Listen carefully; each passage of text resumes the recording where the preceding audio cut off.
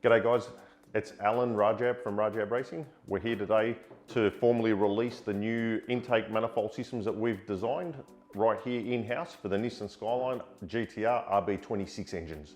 Today, we're going to have a little bit of a backstory on the factory intake manifold for the RB26. The factory RB26 intake manifold, as you probably already know, is a short runner intake manifold and it utilizes 6 throttle bodies. What is the difference and why did we come up with these systems?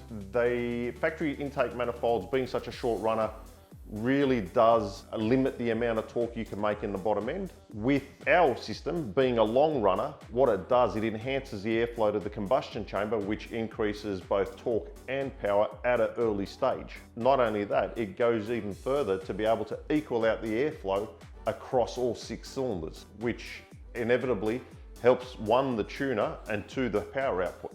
So we design these all in-house. We go into a lot of details and depth into making sure the fitment as well is going to be good and it's going to fit and work the way we intend it to. RajabRacing has been developing intake systems for a good side of 20 years. And this intake system here is simply another product that we've been able to bring forward from the technology that we have and the design work over the years. So the first phase of when we start designing something like this is we actually physically make a unit by hand, by welding together, by milling, by machining. From there, we then transfer that unit over to our CAD guy. He 3D scans it and we work backwards and forwards to be able to achieve the result that we set off wanting to achieve, both with fitment, with airflow, and the basic core design and the structure for fitment. So once we have finished with our designing and our CAD design, the CAD design all goes across to our pattern maker, which makes our patterns at that point. From there, it gets transferred all across, the patterns get transferred across to the foundries. The foundries are right here in Victoria. The guys at the foundries will receive the patterns. They'll make us a one-off unit as our test unit, as our prototype, our first prototype, and that's what we begin the actual fitment up, and that's where we start making changes to get these things the way they have to be and the way we want them to be.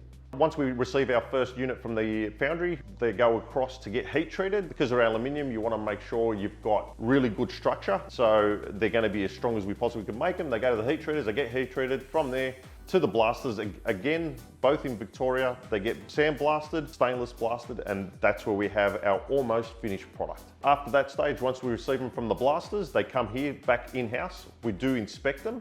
Once we're happy, then they get transferred over to our machine shop. We've got a company that we deal with, again, here in Victoria. These intake systems all come with a fuel rail, and they've been drilled to suit extra injectors, an extra 6 injectors, 1 per cylinder.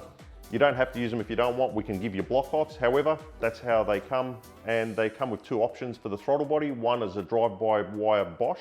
The other is a plasma man cable-driven throttle.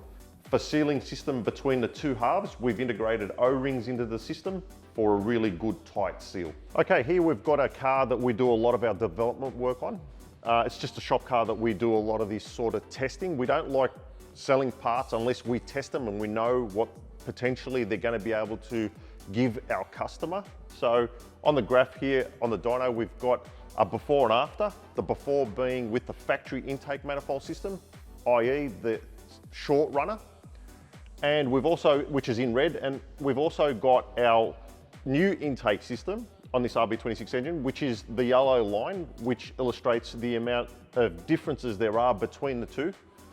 These runs were done within a couple of hours of doing the first run. So we've done the first run, shut the car down, removed the standard RB26 intake system with the 6 throttle bodies, and then we fitted our new system to it. These results here were direct results. There was no manipulation of boost. There was no manipulation of the way the dyno worked. We kept the settings exactly the same, and that is a true difference of before and after of the results that we've been able to achieve. So this here on the screen right now is a direct comparison between short runner, factory, and long runner, our new intake system. The factory system made 379 kilowatts on 21 pounds of boost.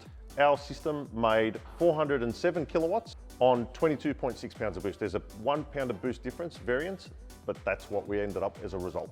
This is a direct comparison between old factory OEM intake manifold and our intake manifold system.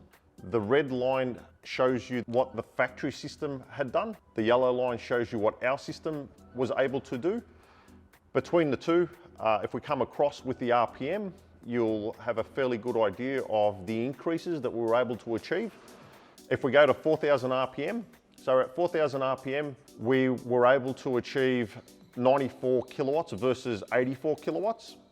We were able to achieve 4.7 pounds of boost versus 3.5 pounds of boost. Torque went from 199 newton meters of derived torque to 221. Now, as the RPM comes up, we'll go to 5,000 RPM. You can clearly see the difference that it made. So at 5,000 RPM, it went from 161.9 kilowatts to 213 kilowatts. It went from making 12 pounds of boost with a factory OEM intake to 19 pounds of boost with ours. It went from making 308 newtons of torque to 407 newtons of torque. Now, if we go across to 5,500, at 5,500 with the factory intake, it went 286 kilowatts. Ours went to 343. The boost, it went from making 21.89 pounds of boost to 22.3. Torque went from 495 kilowatts to 593. And if we continue on to where the OEM intake peaked, the OEM intake peaked at 379 kilowatts. Ours peaked at 407 kilowatts. So as the dyno graph illustrated, with these new intake manifolds, clearly the development work we've put in there, the way they flow air, the amount of extra power, the amount of extra torque, boost coming on earlier, makes the car drivable, makes the car come on boost earlier, makes the car make more torque earlier. These things that we have designed and developed in-house is a clear indicator of how well they work. For more information, you're welcome to contact us. We can help you out with any information on these units and for purchase, or alternatively, if you like, we have got agents. We've got agents in Queensland, one in New South Wales, and got one in Perth. You're more than welcome to contact them. We do keep them up to date with information on these things, and if they can't answer your question, they'll contact us, we'll answer your question.